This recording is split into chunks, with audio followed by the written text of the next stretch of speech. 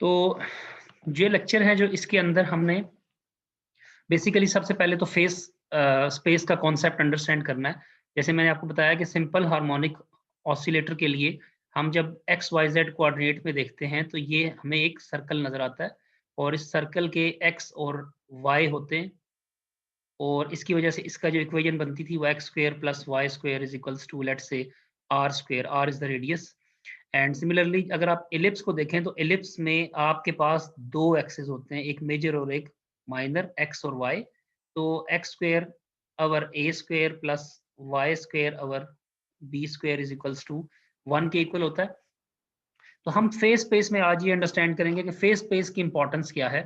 तो एक बात अपने ज़हन में रखिएगा कि जो फेस स्पेस है इसमें हम लोगों ने अंडरस्टैंड किया कि जो हमने सिंपल हार्मोनिक ऑसिलेटर को देखा था कि वो अपने 2 एक्सिस के गिर्द यानी x इज़ इक्वल्स टू 0 से लेकर x is equals to xm या जिसको x is equals to x not भी हम बोलते हैं, मैक्सिमम पॉइंट के दरमियान टू एंड फ्रो मोशन करता है और उसका ये सर्कुलर मोशन की तरह का एक ग्राफ हमें मिलता था।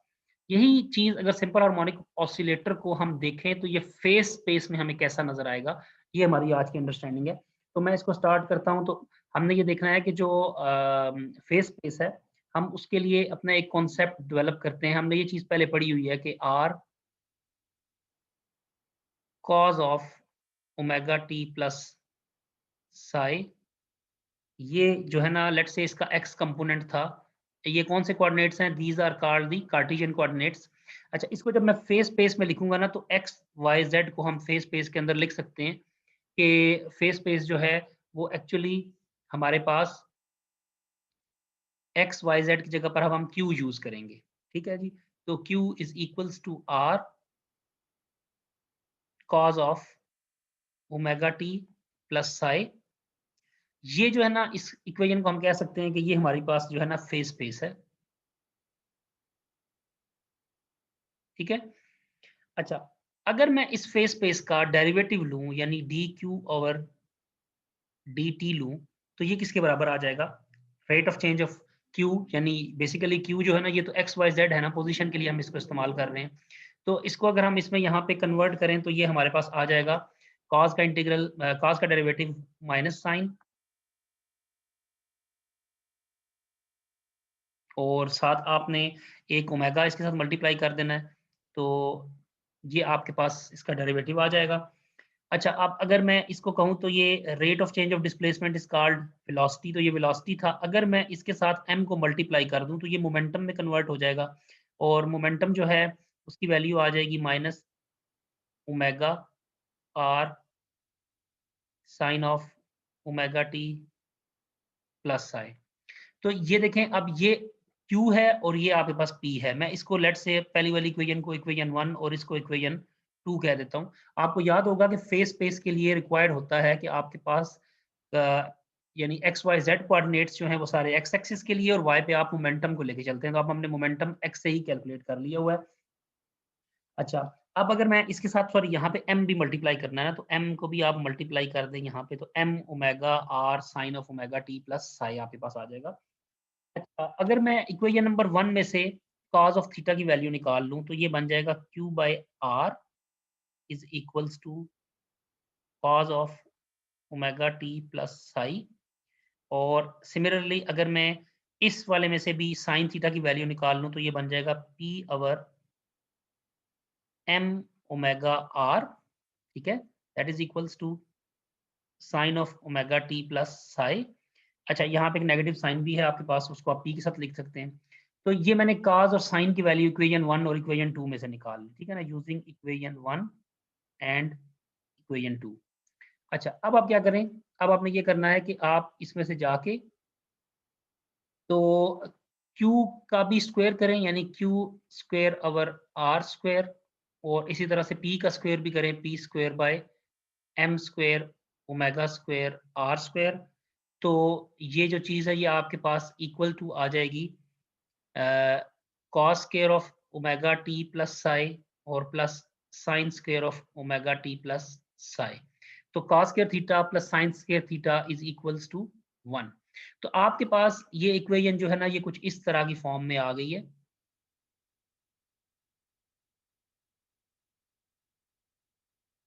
That is equals to 1। अच्छा, अब यहाँ पे आके ना आप अगर इसकी, आपको पता है कि ये जो इक्वेशन है इसकी शेप कुछ इस तरह की बन रही है, x square over a square plus y square over b square that is equals to 1। अगर आप ये x को q को आप x कहते हैं, बेसिकली जब हम q को इसमें लिखेंगे ना तो q x भी होगा, y भी होगा, z भी होगा और उसके साथ साथ टाइम का फैक्टर भी हम इसी के अंदर लेते हैं। तो ये q के लिए हम इसको इस तरह से लिख सकते हैं। और p आपको पता है that is p x p y p g. तो ये वाई कोऑर्डिनेट जो हम प्लॉट करते थे उसमें हमारे पास p था, तो ये इसके इक्विवेलेंट है। अच्छा, नीचे r अभी तक हमारे पास जो है ना ये कार्टेशियन कोऑर्डिनेट का एक फॉर्म में है। m और ओमेगा तो आपको पता है ये कांस्टेंट है, लेकिन r को भी हमने कन्वर्ट करना है ताकि ये कार्टेशियन कोऑर्डिनेट की कोई भी बाकियात इस इक्वेशन में ना रहे। तो उसके लिए मुझे एक इक्वेशन याद आ रही है जिसको हमने बोला था हाफ एम वी स्क्वायर, जो कि काइनेटिक एनर्जी है। और इस काइनेटिक एनर्जी की वैल्यू जो है वो मैक्सिमम होती थी के एक्स एम के स्क्वायर के ऊपर। तो अब एक्स एम का स्क्वायर जो है ना इसको हम लिखते हैं के क्यू एम स्क्वायर। ठीक है जी। तो अगर आप यहाँ से ना इसकी जो आपको एक और बात भी याद होगी कि अगर आप इसके लिए ओमेगा को कैलकुलेट करते थे जब, तो ओमेगा आपके पास आता था k by m for simple harmonic oscillator. और यहाँ से अगर आप के की वैल्यू को कैलकुलेट करना चाहें तो स्क्वायर लेंगे, तो ये बनेगा एम ओमेगा स्क्वायर। ठीक है, एम ओमेगा स्क्वायर। यहाँ पे आपके पास एक स्क्वायर की टर्म आ जाएगी जब आप दोनों तरफ इसका स्क्वायर रूट लेंगे तो। चलें, अच्छा, तो ये जब हमारे पास ये चीज़ हमें समझ आ गई कि एम ओमेगा स्क्वायर, हमने ओमेगा की वैल्यू को जो है ना के की वैल्यू को भी निकाल लिया, तो के जो था वो एम ओमेगा स्क्वायर की फॉर्म में आ गया। अब हम अपने काम की तरफ वापस आते हैं और हम यूं सपोज करते हैं कि जो हमारे पास काइनेटिक एनर्जी है, ये जो हमने लिखी थी हाफ,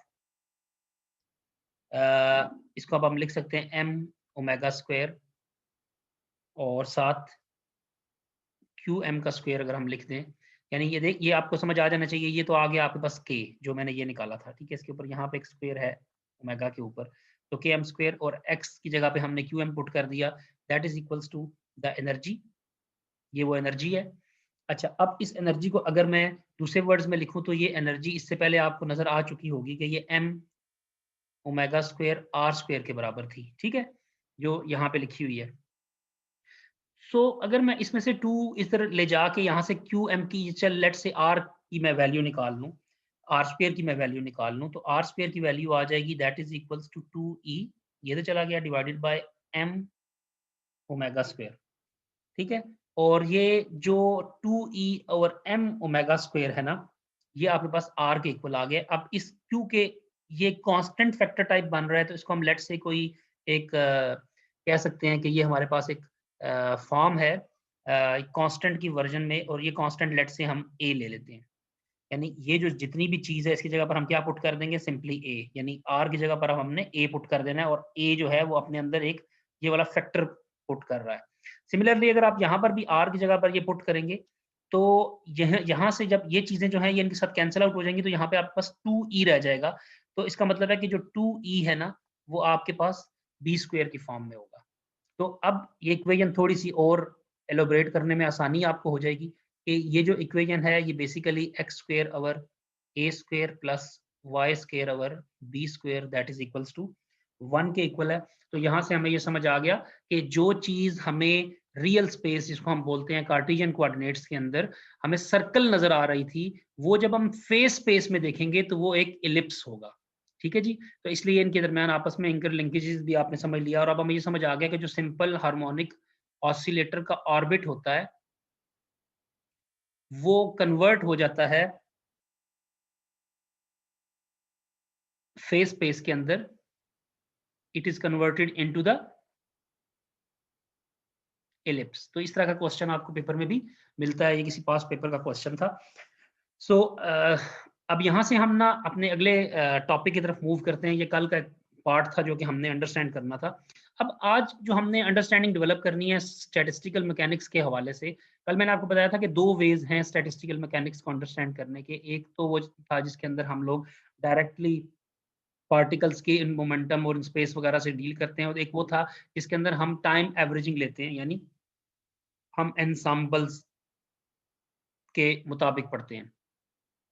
तो अगर हमारे पास लेट से स्टैटिस्टिकल मैकेनिक्स के अंदर अगर हम एग्जांपल्स को अंडरस्टैंड करने की कोशिश करें, यानी हम अगर अपने सेकंड वे की तरफ जाएं जो कि ज़्यादा इजीएस्ट है, तो हमें एक टॉपिक और जो है दैट इज कॉल्ड प्रोबेबिलिटी। हमें प्रोबेबिलिटी को अंडरस्टैंड करना होगा, जो कि आने वाले लेक्चर में मैं आपको एक लेक्चर इसके ऊपर दूंगा छोटा सा, ताकि आप प्रोबेबिलिटी के तमाम एस्पेक्ट्स को अंडरस्टैंड कर सके, फिर आप बहुत इजीली कैनोनिकल और माइक्रो कैनोनिकल एग्जांपल की तरफ चले जाएंगे।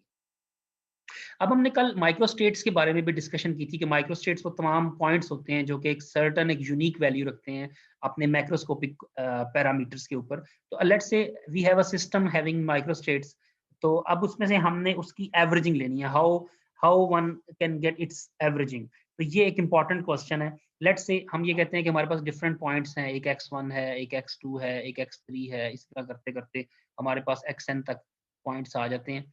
तो अगर हम xn तक पॉइंट्स इसके अपने लेकर आते हैं, तो हम इसकी अगर एवरेजिंग करें इस पॉइंट की इन तमाम पॉइंट्स के ऊपर, लेट्स से वो n पॉइंट्स थे, तो हम ऊपर लिखेंगे x1 plus x2 plus x3 plus up to so on xn तक, डिवाइडेड बाय हमें वही नंबर n जो है वो नीचे डिवाइड करना पड़ेगा।